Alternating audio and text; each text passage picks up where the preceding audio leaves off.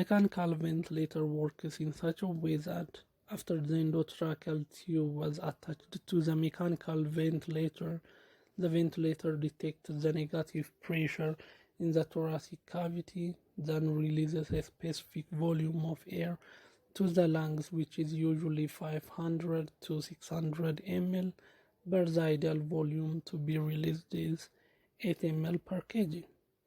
And there are different modes when we use mechanical ventilator, like assistant control or AC, the pressure control or PC, and continuous pressure and pressure support or PS. If you set the mode of the ventilator to AC or assistant control, you set the tidal volume, and the ventilator tells us the pressure in the lungs. If the pressure is high, that means the compliance is low, and vice versa. If we set the mode of the mechanical ventilator to pressure control, and we set the pressure, and the mechanical ventilator tells us the volume. If the volume is low, that means the compliance is low, which means pathological conditions occur. And if the mode is continuous pressure, that means whether the patient is breathing or not, the air flows at constant pressure. And there are two types of continuous pressure modes, like PEEP and CPAP. And the difference between CPAP and PEEP is CPAP is a constant pressure ventilation through mask or nasal prong, but PEEP is a constant pressure ventilation through endotracheal tube. And the other mode is the pressure support or PS. That means constant pressure ventilation occurs only during inhalation. Patient initiates the inhalation, and the ventilation like in AC, but here after initiation only a specific amount of pressure ventilation occurs. And in the PS mode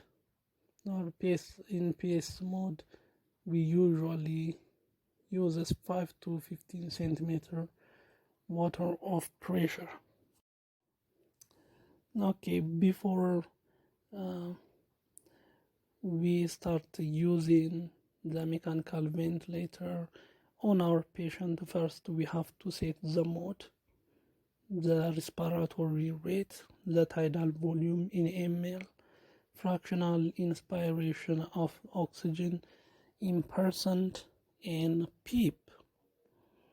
And the respiratory rate and the tidal volume affect the carbon dioxide concentration, but the change in fractional inspiration of oxygen in PEEP affects the oxygen concentration or oxygenation.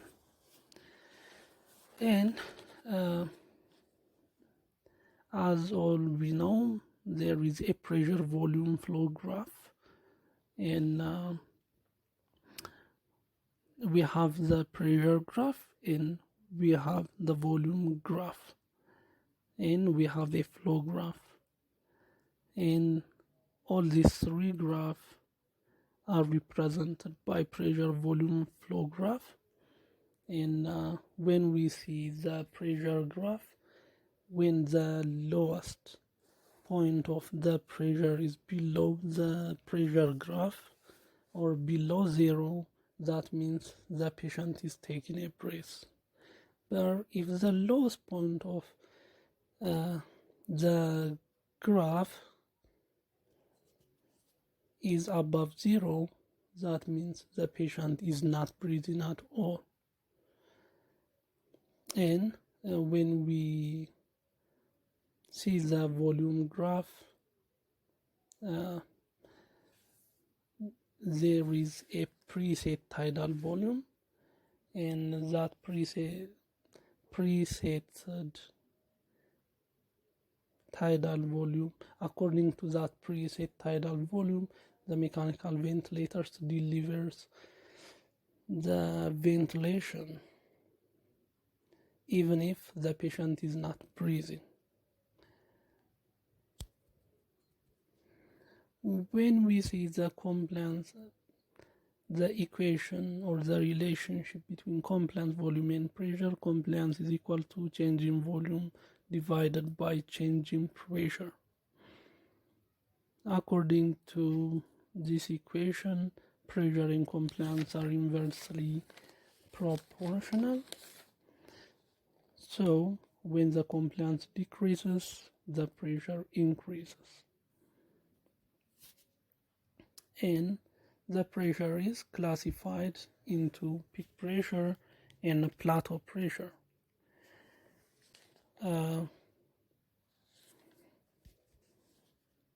During peak pressure, there is airflow. The airflow continues, but on the plateau pressure, the airflow stops. In general, the peak pressure deals with airways and plateau pressure deals with lung compliance. And if the peak pressure minus plateau pressure is greater than 5 mm mercury, elevated peak pressure is the diagnosis. And if the peak pressure is elevated, the differential diagnoses are bronchospasm, excessive respiratory secretion, mucus plug in the endotracheal tube, and occlusion of the tip of the endotracheal tube. When the plateau pressure is elevated, that means there is reduction of compliance, and the differential diagnosis includes pneumothorax, pulmonary edema, ARDS, and pneumonia. If we want increases the ventilation more efficiently, it is preferred to increase the tidal volume than increasing or elevating the respiratory rate, because if we increase the respiratory rate, it actually increases the ventilation, but it also increases the dead space. In every breath, there is a certain amount of dead space, which is 150 cc per breath. So if we increase the respiratory rate, we also increase the dead space. So it is not more efficient way to increase the ventilation.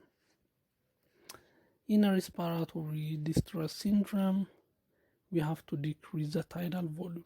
Otherwise, the patient's lung would be prone to inflammation.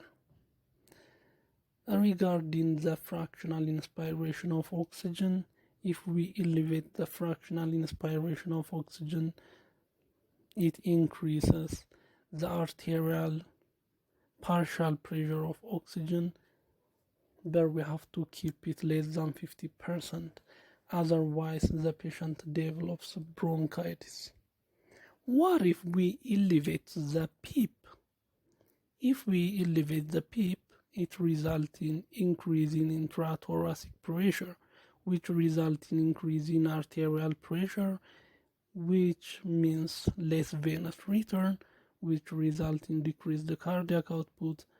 Eventually, there would be reduction of BP.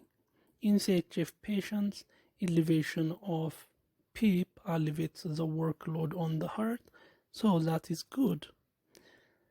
And in general, elevation of PEEP increases oxygenation. ARDS. In ARDS, there is a significant reduction of compliance, which means there is a stiff lung and there is elevation of hairline membrane deposition in the alveoli microscopically, which result in collapsed alveoli, which is filled with fluids. In ARDS patient, if we ventilate with high tidal volume, which result in paroxysmal opening up and closing action, occurs in the alveoli, which result in inflammation of the lungs and death. In ARDS, elevation of the PEEP to 12 to 14 centimeter water in reduction of tidal volume 2628 ml per kg minus ideal body weight is recommended. The ideal body weight for men is calculated as 50 plus 0.91 times 18 centimeter minus 152.4, and for women it is calculated as 45.5 plus 0.91 times 18 centimeter minus 152.4. COPD. In COPD patients, lung compliance is high, airways obstructed, very low expiratory phases there, CO2 is high, so elevation of respiratory rate and elevation of tidal volume is recommended. If we increase the inspiratory flow rate to 80 to 100, the air enters the lung quicker, which results in inhalational duration decreases, which gives a longer time for exhalation. Then we have to give bronchodilators. Then we have to watch the flow graph, and it should return to 0 before the next breath. Otherwise, hyperinflation results in elevation of intrathoracic pressure, which results in very low BP. Here, the management is to disconnect the ventilator from the patient till the air leaves the lung adequately. Okay, when we come to liberation from ventilation or weaning, and we can use different types of methods. So the first one is called spontaneous breathing trial, or SBT. And first we decreases or reduce the support to physiological level for 1 to 3 hours. Then we do arterial blood gas. Then if the pH is greater than 7.35, if the partial pressure of carbon dioxide less than 45, if partial pressure of oxygen greater than or equal to 60 to 70, then if the patient looks comfortable and can take deep breaths, it shows good spontaneous breathing trial. The other method is rapid shallow breathing index, or Tobin index, which is equal to respiratory rate divided by tidal volume in liters. And if it's greater than 105, it is bad sign. If it's less than 105, it's a good sign. If an NIF is approximately minus 30, that is good sign. If minute ventilation is less than 15 liters per minute, that is a good sign.